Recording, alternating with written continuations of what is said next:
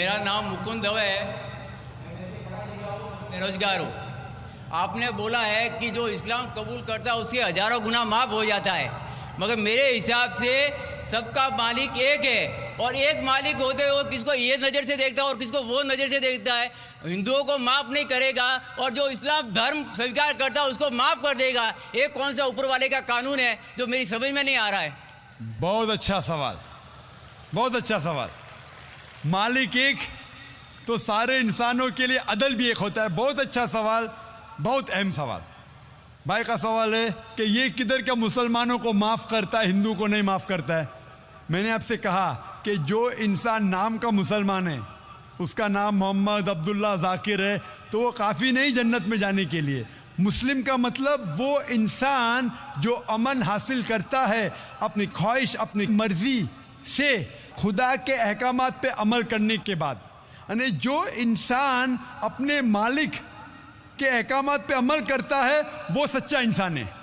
वो नाम का क्या है उसका मैं कोई लेना देना नहीं। यहाँ मैं कह रहा हूँ कि जो इंसान अल्लाह के अलावा किसी के साथ शिर्क कर रहा था, आज शिर्क करना छोड़ दिया, आज उसके गुनाह माफ़ होंगे। चाहे कोई भी हो, आप भी अगर कहते कि मैं शिर्क करना छोड़ दूंगा, अल्लाह के अलावा किसी और की इबादत नहीं करूंगा जो हिंदू मज़हब की किताब में लिखा है, और मैं मानूंगा आखिरी पैगंबर मोहम्मद सल्लल्लाहु अलैहि वसल्लम में, चाहे आप ईसाई है, चाहे आप हिंदू है, चाहे आप यहूदी है, आज आप अगर अपने मालिक का कहना मानेंगे तो आपका मालिक आपको माफ़ करेगा। लेकिन अगर आप कहेंगे मेरा मालिक एक, लेकिन मालिक का कहना नहीं मानेंगे तो मालिक कैसा माफ़ करेगा। मिसाल के तौर पे एक एग्जामिनेशन होता है, टीचर सारे तालिबे इल्म के लिए बराबर है। टीचर एक साल के लिए सारे तालिबे इल्म, सारे स्टूडेंट्स को सिखाता है, बराबर। लेकिन एग्जामिनेशन में जो टीचर पूरे साल भर सिखाता है, जो तालिबे इल्म वो टीचर के सिखाए मुताबिक एग्जामिनेशन पेपर में लिखता है वो पास हो जाएगा।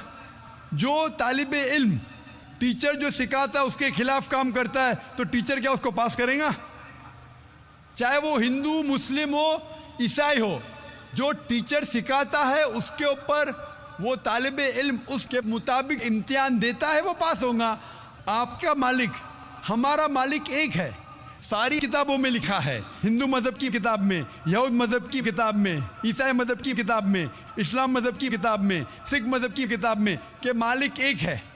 मालिक के अलावा किसी की इबादत नहीं करना चाहिए, खुदा के अलावा किसी की इबादत नहीं करना चाहिए। कल मैंने फरमाया था कि उस खुदा की कोई प्रतिमा नहीं, कोई अक्स नहीं, कोई फोटोग्राफ नहीं, कोई पिक्चर नहीं, कोई बुत नहीं, कोई मूर्ति नहीं। फिर अगर आप मूर्ति देंगे तो आप मालिक का कहना नहीं मान रहे। तो अगर आप मालिक का कहना मानेंगे, आपका नाम कुछ भी हो, मोहन हो, कुछ भी हो, शंकर हो या अब्दुल्ला हो, अगर आप मालिक का कहना मानेंगे तो आप सचमुच उस मालिक के बंदे हैं। अगर आप मालिक का कहना मानेंगे तो आपके गुनाह माफ़ हो जाएंगे। तो ये अरबी में कह रहा हूँ कि मुस्लिम तो लोग को ये लफ्ज़ से नफ़रत है। अगर नफ़रत है तो मैं मुस्लिम लफ्ज़ को निकालता हूँ। मैं ये कहता हूँ जो भी इंसान अपने मालिक का कहना मानता है उसे अरबी में कहते हैं मुस्लिम। लेकिन आपको मुस्लिम शब्द से नफ़रत है, मुस्लिम शब्द को निकाल दो। मैं ये कहूँगा जो खुदा के अहकामात पे अमल करता है, खुदा के कलमात पे अमल करता है, ये मानता है कि खुदा एक है, उसके अलावा किसी की पूजा नहीं करना चाहिए, वो इंसान के गुनाह वो मालिक माफ़ करेगा।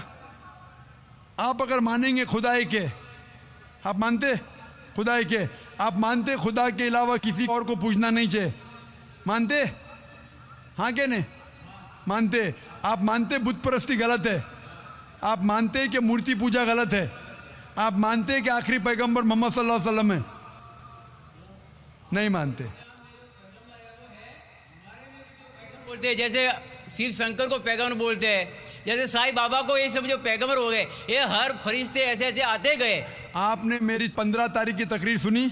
मैंने नहीं सुना। मोहम्मद सल्लल्लाहु अलैहि वसल्लम का जिक्र मुख्तलिफ मजहबी किताबों में, आप कैसेट लीजिए, मेरी तकरीर है मोहम्मद सल्लल्लाहु अलैहि वसल्लम का जिक्र मुख्तलिफ मजहबी किताबों में। इसमें मैंने साबित किया हूँ कि मजहबी किताब बदलने के बावजूद सब मजहबी किताब में लिखा है कि आखिरी पैगंबर आने वाले हैं। उस आखिरी पैगंबर का नाम है मोहम्मद सल्लल्लाहु अलैहि वसल्लम। आप हिंदू मजहब से ताल्लुक़ रखते हैं? हिंदू मजहब की किताब में लिखा है, भविष्य पुराना पर्व 3 खंड 3 अध्याय 3 श्लोका 5 से 8 में लिखा है भविष्यवाणी मोहम्मद सल्लल्लाहु अलैहि वसल्लम की।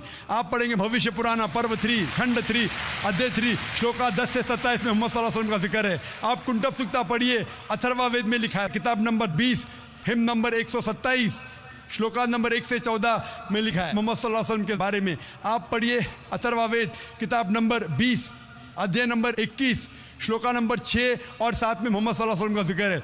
मोहम्मद सल्लल्लाहु अलैहि वसल्लम का जिक्र है सामवेद में अहमद जैसा, सामवेद उत्तर चिक मंत्रा नंबर 1500 लिखा है। यजुर्वेद में अध्याय नंबर 31 श्लोका नंबर 18 में।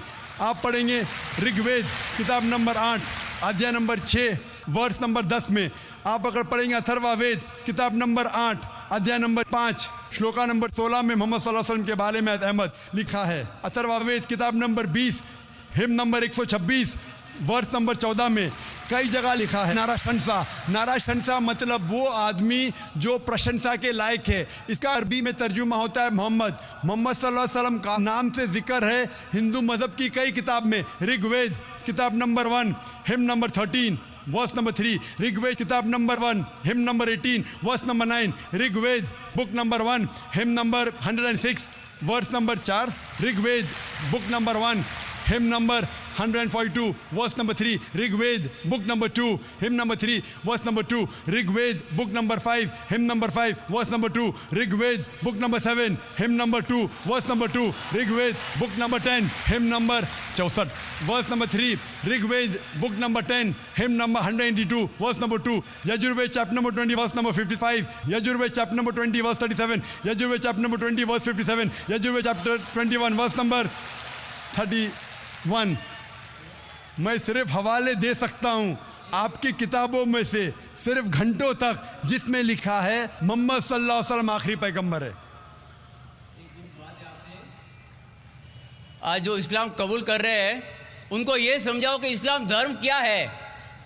उनको वो समझ में, मेरे भी समझ में नहीं आ रहा था इस्लाम बोलते किसको है। आपने कहा कि जो लोग इस्लाम कबूल कर रहे हो उन्हें समझाओ इस्लाम धर्म क्या है। आप नहीं समझे, वो लोग समझे इसलिए तो इस्लाम कबूल किए।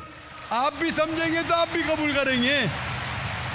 ये 10 रोज़ा कॉन्फ्रेंस जो था, हमारा मकसद था बताने के लिए सारे इंसानों को इस्लाम क्या है।